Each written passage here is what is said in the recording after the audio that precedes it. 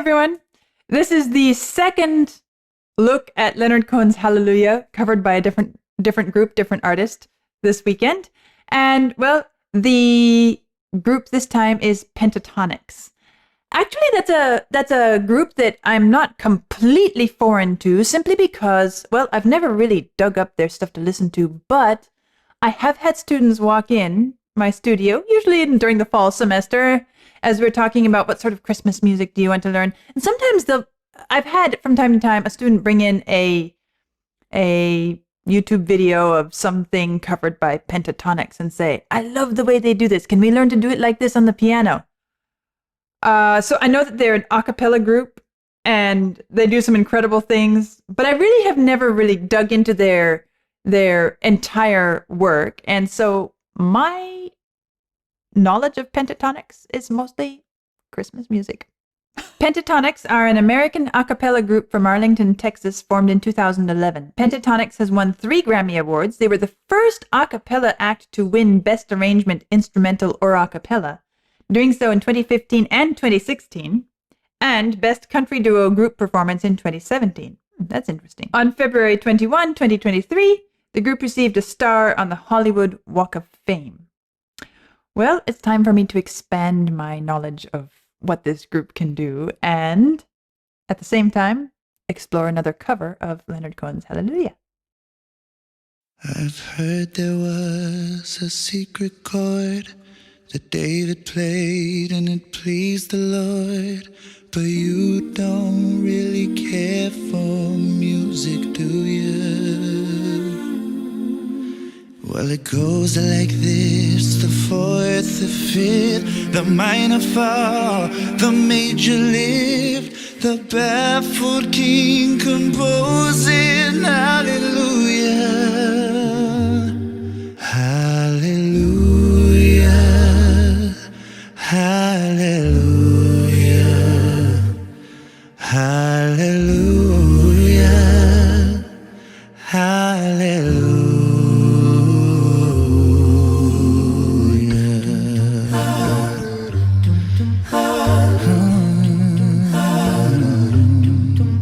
Well, your faith was strong, but you needed proof. You saw her bathing on the roof, her beauty in the moonlight overthrew you. She tied you to the kitchen chair, she broke your throne and she cut your hair, and from your lips she drew the hallelujah, hallelujah,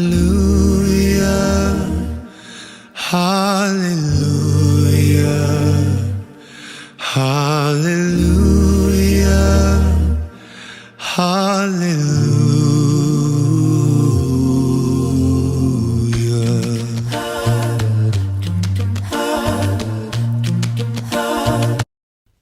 You know, it's so interesting listening to this in such close proximity, time-wise, to Jeff Buckley's version. And, well, yesterday you heard what I had to say about Jeff Buckley and his performance. And this takes it such a different direction. Well, if you know anything about me, you know that I love good choral singing and I love good a cappella singing. So, of course, I'm enjoying all of that. But I'm going to say something actually you might not expect, and that is, with my limited knowledge of Pentatonix's work, I didn't say this out loud because I didn't think to say it out loud, but I guess as I'm listening, I became aware that I had a sort of almost a prejudice against whether this could sound good with Pentatonix, because I know their choral sound is very clean, very precise, and my feeling of this hallelujah is that it has more ebb and flow. And so I'm incredibly pleased to hear that they have chosen a singer for the melody, and I don't know who it is who is singing the actual song part of this, who's doing such a great job of bringing in that sort of more romantic, passionate, and emotional element. And there's the if I were going to get technical, I could say it's harking back to the blues singing style, although this is really not blues. But if I'm going to identify what it is in his voice that makes it work so well. And so I'm incredibly pleased to see that they have set this in such a way that I can enjoy all this wonderful a cappella vocalizing, which is set so nicely. When they do this Alleluia, I like that they just sing Luya. So the main singer sings the whole word, but then the chorus comes in on just the last half of the word. Special little touches like that where I feel like they did such a good job balancing between the two. But I am going to compliment the lead singer here and his singing of this piece, because he's giving it just the right amount of intensity and really, really passionately carrying us through the song so that it doesn't start to feel too cold and sterile. And that's what I was maybe afraid of, although I didn't think to put it quite in words. But as I was listening, I realized I guess I had this little bit of uncomfortable feeling that maybe I wouldn't like this because it might come across as sterile. But no, it's great. Hallelujah, hallelujah, hallelujah.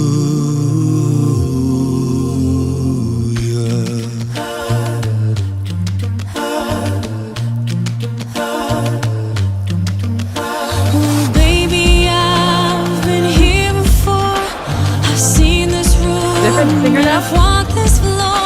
I used to live alone before I knew you. And I've seen your flag on the marble arch. And love is not a victory march. It's a cold and it's a broken hallelujah. Hallelujah. Hallelujah.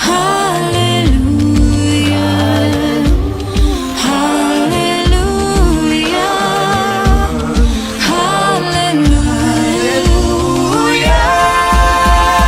Maybe there's a God above, but all Okay, this is interesting because now, just as I got done talking about the singer, we've moved to a different voice.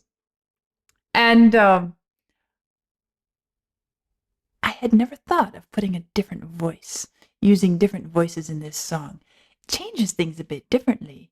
If one voice is singing one verse and another is singing the other, it becomes more a conversation between lovers rather than one person, a one-sided a monologue.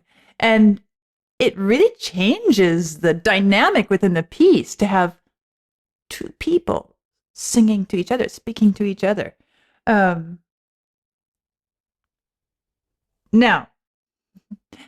going back to my commentary with Jeff Buckley's version and how an artist's vision of the piece and the way they deliver it has such a big impact on what we gain from having heard it, having experienced it.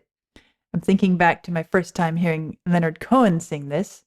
And as I said then, I have heard this piece sung by different people at various contexts. So it's not a piece that's foreign to me. But these two covers and Leonard Cohen's version are really emphasizing this idea. What do we take away from a performance? What do we gain from each of these performances? Each one of them is so powerful and so compelling. I feel like Leonard Cohen's performance, it really pulls you in and it becomes an inward, kind of deep philosophical exploration. And then Jeff Buckley, well, he just took us through and highlighted other elements of it. But now here, in this Pentatonix performance, I don't find myself so focused on the lyrics. because it's much more about what's happening musically, sonically. Well, for an a cappella group, they're doing a great job of creating some rather modern musical styles. This section we just passed through, rhythms, percussive elements, all of that. We can be really impressed by that, but actually I feel like not getting distracted by that. Just as I said with Jeff Buckley's performance, it's not about one's skill and ability. Yes, it's good for us to acknowledge, and I do acknowledge they are incredible in what they do here. They've mastered these skills, but they're using it to musical effect, artistic effect. And what I'm getting from this one is less a study of certain lines or highlighting different thoughts and expressions and different parts of the text that come out. It's more about this idea of, overall, if this is a conversation between two different voices, what does that do to how we experience the entire work of poetry, the entire message contained in the lyrics? Ooh, yeah. Maybe there's a God above, but all I've ever learned from love was how to shoot somebody who outdrew you. And it's not a cry that you hear at night. It's not somebody who's seen the light. It's a chord and it's a broken hallelujah.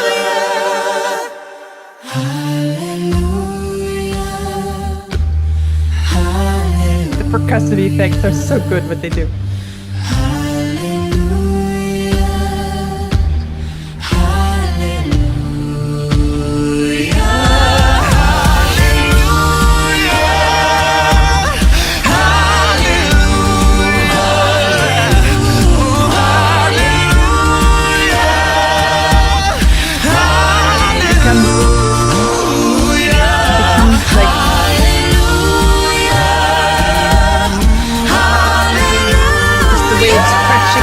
One after the other.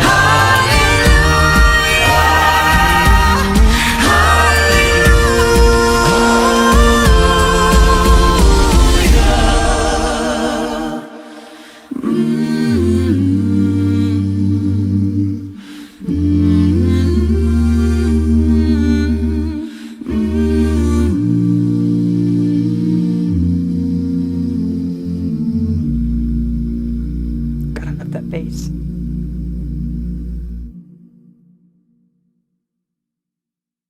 Thank you guys so much for watching this video. We love you so much. We hope you love this song and all the songs on A Pentatonix Christmas. You can get that album.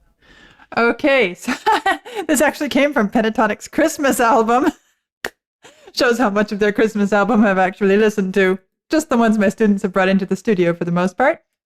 Well, what was I saying there? As I was listening, I wanted to say, and I didn't want to interrupt, but I couldn't quite speak over it enough. This performance, by the time we're at the end and we're just hearing that hallelujah surging, like just the surf rolling in one after the next, and we're just riding it and being carried along by it. Hallelujah, hallelujah, hallelujah. This performance becomes focused on hallelujah. And we care less about how we get to that hallelujah. We care more about the fact that it is all about hallelujah. Hallelujah, hallelujah. Listen to this last bit here, and we start to realize that everything up to this point has just been building us towards this hallelujah, hallelujah, and we just ride it and we feel it and we travel with it wherever it takes us, however it got us there.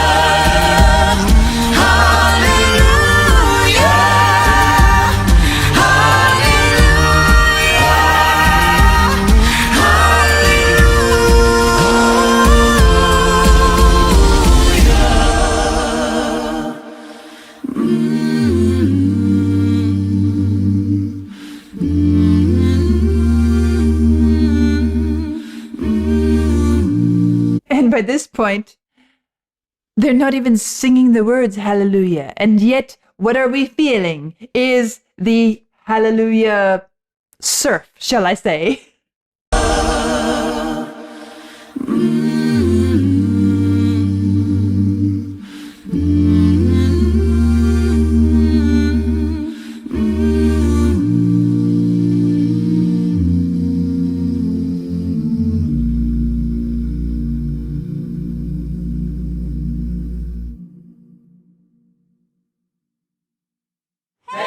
Thank you guys so much for watching this video. We love you so much. We hope you love this song and all the songs on A Pentatonix Christmas. You can get that album. Just look in the description box below.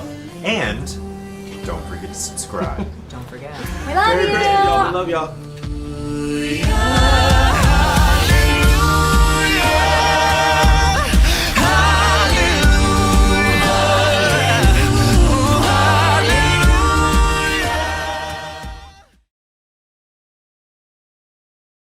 So interesting hearing each of these and kind of comparing them one to the other and noticing the differences, the strengths, the weaknesses, the really incredible things about them.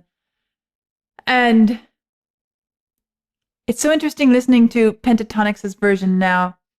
I'm going to say that their performance of it, as impressive and incredible and exciting as it is, with so many elements that I love about music, theirs is the most, even without that little promotional break at the end, theirs is the most, shall I say, commercial sounding performance of it among the three. I'm listening to Leonard Cohen and Jeff Buckley and Pentatonix. Pentatonix has the most modern commercial sound. Well, of course, they're the most modern group, right? And I understand that they're a group which creates music meant to appeal to a large, fairly young population, audience. What I love is that they bring so many of these great elements into, I mean, they are so great in all of these different things, and they've found a way to make this kind of music attractive to that young audience. Their precision and their technical skill is, I mean, it's flawless. You can't, it's almost impossible to get better than that and do what they do. At least, sure, you could get better, but would it really be noticeable? They are so precise, pristine, and powerful. But I'm not saying this, that they're commercial as a criticism. My reason for saying that is, again, what does the artistic vision, what is the artistic vision and how is it achieved? This one, as much as it is the most dramatic, volume, dynamic, stylistically, all the different elements, I would say this is the most easy listening version. The performance that you would turn on when you just want something great and nice in the background. You don't want to be thinking deeply about these philosophical conundrums and experiences in life. You don't want to be thinking so much about what gets us to this broken, cold and broken hallelujah. You just want to hear hallelujah. You don't care how you get to hallelujah. You just want to hear and feel hallelujah. And this one takes you there and does so beautifully and compellingly and wonderfully, so that by the time we're at the end, you don't even need the word hallelujah. You can just hear them humming at the end, and you are in this place, in this state, and they have brought you there, and it feels good. So that's kind of a summary of how I hear and experience each one of these different performances. They're each special in their own way. I feel like saying one more thing here. There is another group similar to Pentatonix, older than Pentatonix. The King's Singers, you've heard me mention it from time to time. It kind of dates back to the beginning, before the beginnings of this channel, when Vlad and I were first getting to know each other, talking about these different things, because it has something to do with this whole exploration of the Beatles. The King's Singers do a version of Blackbird, which I have heard. In fact, I sent it to Vlad once. He said, "Oh, but that's not the original." I said, "Well, I don't know the original, but I like this. And I like the song. I like what it says." And now as I'm listening to Pentatonix, and I've listened to a lot of Beatles, and I know the King's Singers Blackbird, I have this little question in my mind. Whenever I get to the actual Beatles Blackbird, am I going to feel like King's Singers Blackbird that I love and that I'm so familiar with is maybe not quite as good as the original? I mean, I'm thinking about how I perceive Pentatonix Hallelujah with Leonard Cohen or even Jeff Buckley. And sometimes my preference is not for the choral sound or the classical style that I love so much. Because, as I said yesterday, it's all about what serves the music. And you can serve the music differently depending on what your artistic vision is.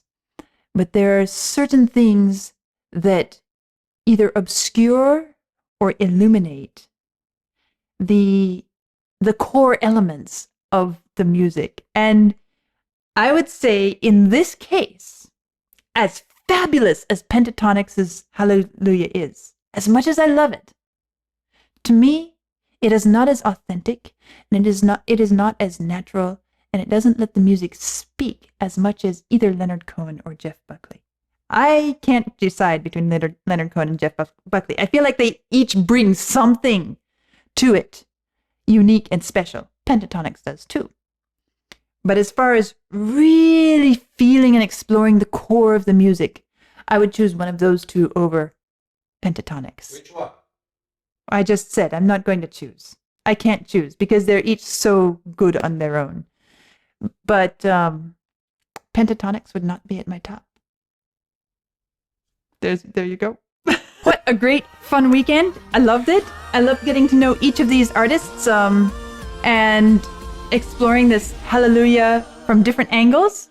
And I'm sure we'll be doing more similar weekends in the future, various songs, artists, etc. And I look forward to whatever comes next. I'll see you soon.